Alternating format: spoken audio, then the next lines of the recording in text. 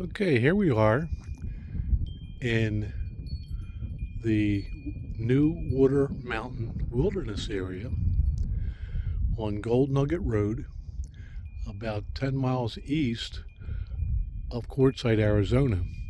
And this is my fireplace, and I've decorated it with different petroglyphs that I've made and some I've found. Now these ones up here I found over at La Posa South at the campfire ring there, and they're quite colorful. And then we move around to the back here, and there's some of the other ones I've made. I did this one today with the Native Americans hunting a mastodon. And here it looks like, I think this might be an armadillo. And this is a tarantula and a rattlesnake. And I guess that's a symbol for the sun. There's another rattlesnake up here. That's Kokopelli. And underneath of him is rain clouds. Must be doing a rain dance. This is inspired by the Aborigine art in Australia. Some of their sacred ceremonial grounds, they have these ghostly looking images.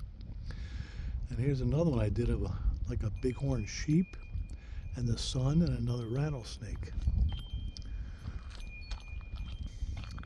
So that's what I have as far as the campfire ring. Now let's walk over here to the sundial I made. And this thing is very accurate. You can see in the south here I have a representation of the sun,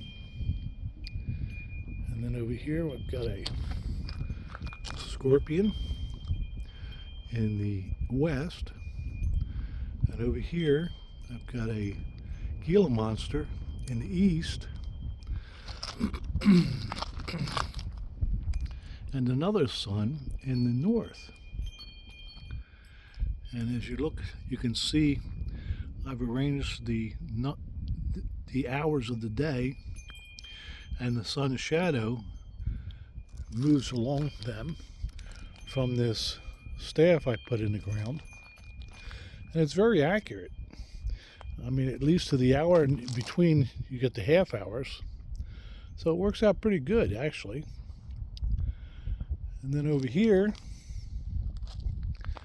I have my Indian Weatherstone that I made. And I have a guardian snake down there. It keeps an eye on it for me.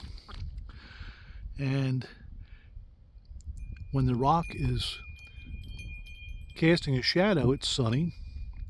If the rock is wet, it's raining. If the rock is swinging like it is right now, it's windy. And if there's white on top, it's snowing. If it's casting a shadow, it's sunny.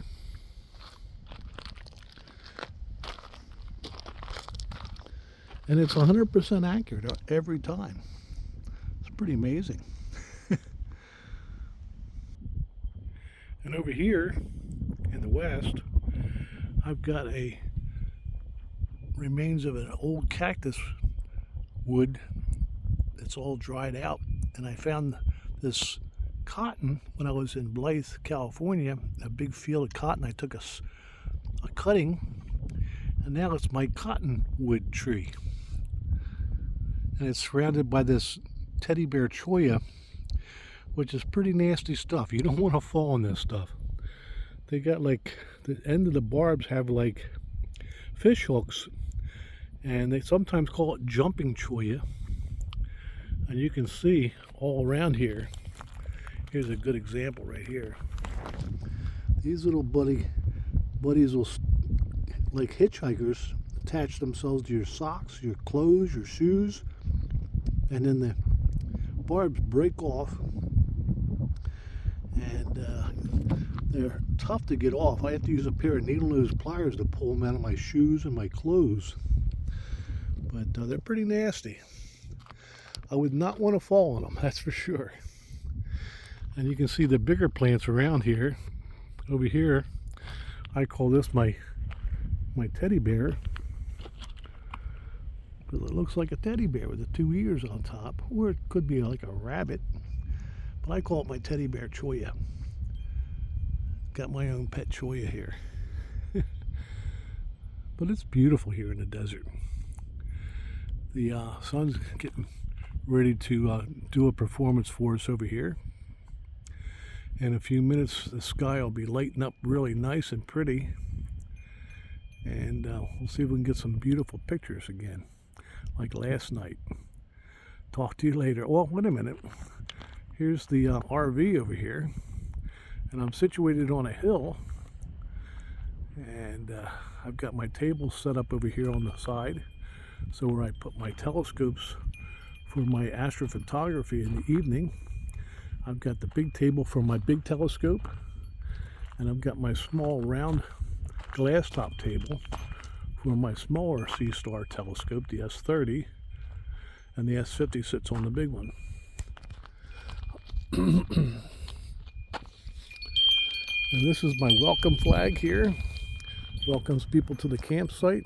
Let them know they're friendly and looking for some conversation. So if they want to stop up and visit, they're welcome. And that's the RV, the Freedom Elite 26HE. And that's my home on wheels, my little cabin in the desert. And I'm situated on a hill, and that over there is Guadalupe Mountain. And you can see all over the face of it, the light areas. And I think that's where people were actually doing some gold mining. And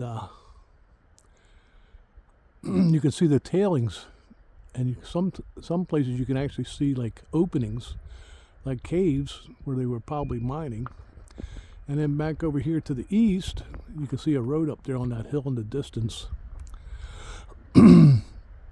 That's where the old prospector's cabin is, a stone cabin, and mine. He used to mine gold here, silver, copper, lead, and I forget what else.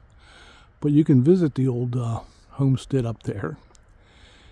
And people ride their all-terrain vehicles all through here, the four-wheelers, up and down this road. And this takes you all the way out about 5 miles away. You'll get down to Interstate 10, which you can see in the distance here. Trying to hold this pretty steady if I can.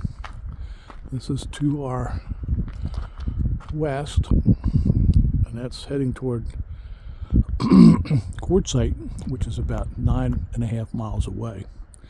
But that road is very well traveled. Trucks all the time, all day, all night. You'll see trucks going by, and that's pretty far away.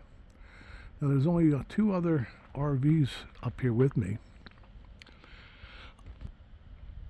Okay, I moved over here on the side so you can get a better picture. But through them trees there, you can see an RV over there. About, I guess that's about 300-400 yards away. And in the distance, you can see the trucks going by on Interstate 10. That runs between Phoenix and Quartzsite. And if you keep going west, it takes you into Blythe, California, which is only about 20 miles away, which is not far. Actually been there a couple times.